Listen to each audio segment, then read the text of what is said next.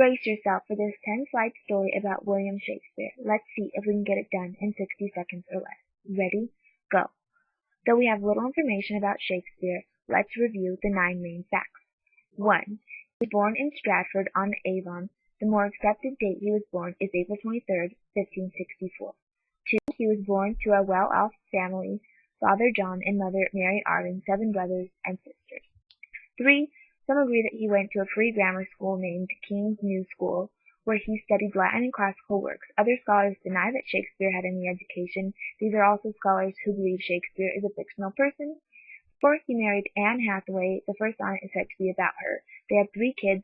2 were twins. Hamnet, the boy twin, died at age 11. 5. He lived in London, not Stratford. He had little to do with the small town, though he did become a major landowner there and retired there. 6. By 1592 he was regarded as a great actor, had part ownership in the Lord Chamberlain's men, and was writing and had published plays and poems by this time. 7. He revolutionized traditional drama and poetry style with his roughly 36 plays and 156 sonnets. 8. Sometime between 1611 and 1613 he retired to Stratford.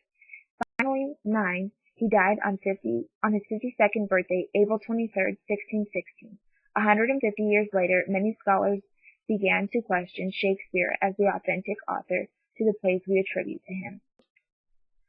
The end. Hope you enjoyed this quick Shakespearean overview. Just kidding, this is Sir Willie Shakespeare we're talking about, the most widely taught English poet and playwright. The rest of this slideshow will try to answer the question, why has William Shakespeare been so widely taught and studied over the years? And further, through a brief analysis of his play Romeo and Juliet, why it has been so widely taught and studied. Shall we begin? You have no choice. Since we just went over the nuts and bolts about Shakespeare, let's go into some interesting facts and further details.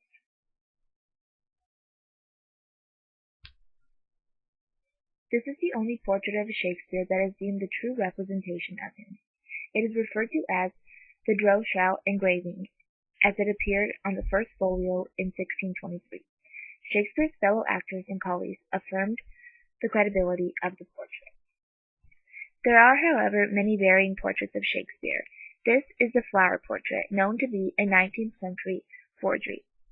Other portraits seem only to be embellishments out of the Droeshout portrait. The deviations are merely addition and subtraction of facial hair here and there. And of course, a modern-day version, because Sir Willie Shakes has got to keep up with the times if we're going to continue studying him. And then, of course, there are the Hollywood actors who play Shakespeare. The bust of William Shakespeare, created after his death, is one aspect that has some scholars speculating the authenticity of who he was and his true authorship. Apparently, this bust does not match the Droeshout portrait. Due to this discrepancy, some scholars say that the bust is actually John Shakespeare, William Shakespeare's father.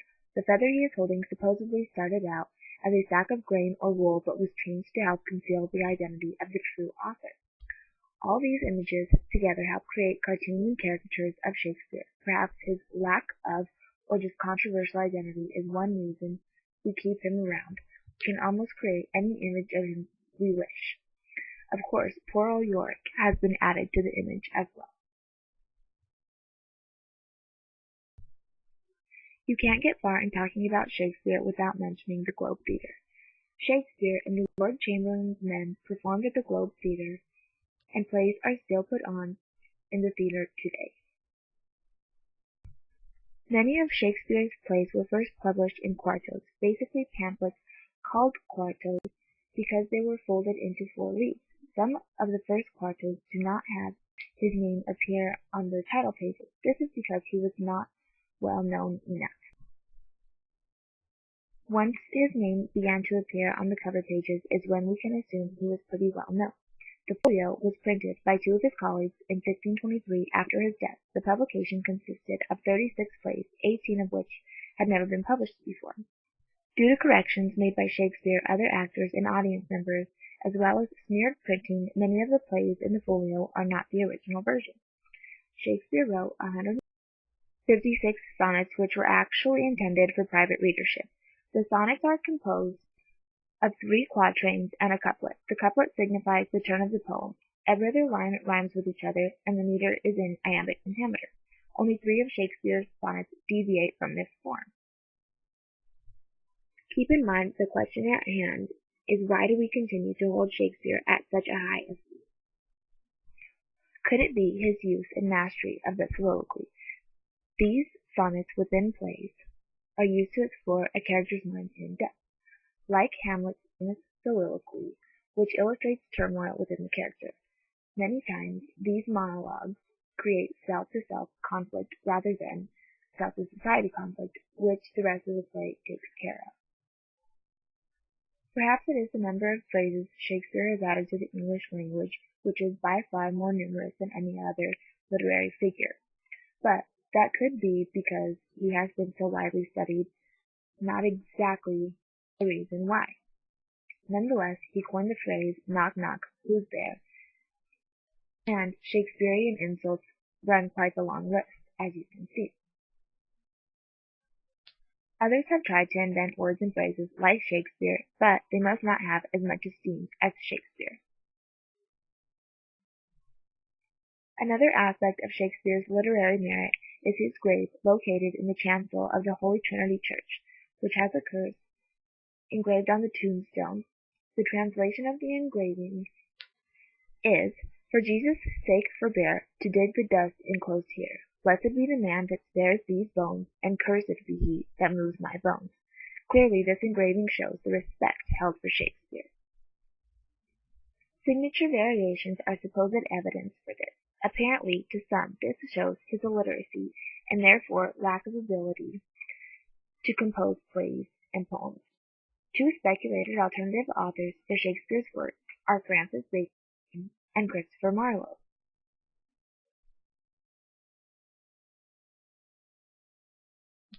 Regardless of the controversy, Shakespeare went on to influence many other authors and groups of authors. The Romantics to the Victorians, who worshipped Shakespeare, so to speak.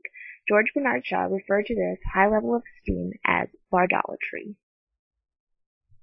Now let's explore Romeo and Juliet to see if perhaps it is Shakespeare's form, style, themes, and characterization of his plays which maintain his high literary role. 2 households, both alike in dignity in fair Verona, etc., etc.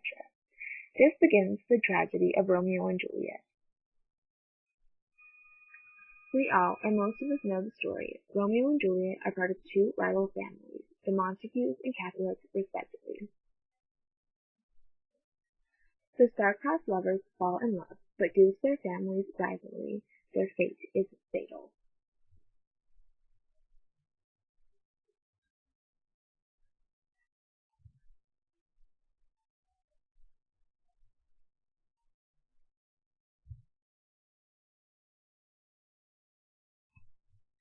It may be argued that the reason this play is so widely taught is because the themes draw in a younger generation of readership. What high school kid wants to miss out on love, disobeying one's parents, and violence? Not to mention foolishness like the "Do you bite your thumb at me" scene, which depicts the foolishness of the 2 families. It may be that the only attention getter we have for a high school student is that the play became a blockbuster film starring the ever-so-dreaming Leonardo DiCaprio. We all know how admired he is. See, even he is gawking at himself. It may be that every generation to come questions the purpose of studying Shakespeare. Who are we kidding? Kids question the reason why anything and everything is taught. To this we can answer, hello, everyone loves a guy who has deep conversations with school, aka the ever-so-intriguing soliloquies. There is also the almost universal themes which relate closely to the human condition. And if that doesn't get you, we have the Hollywood movies with the ever-so-dreamy dudes in them. And if all else has failed, we can make puns with a silly cartoon.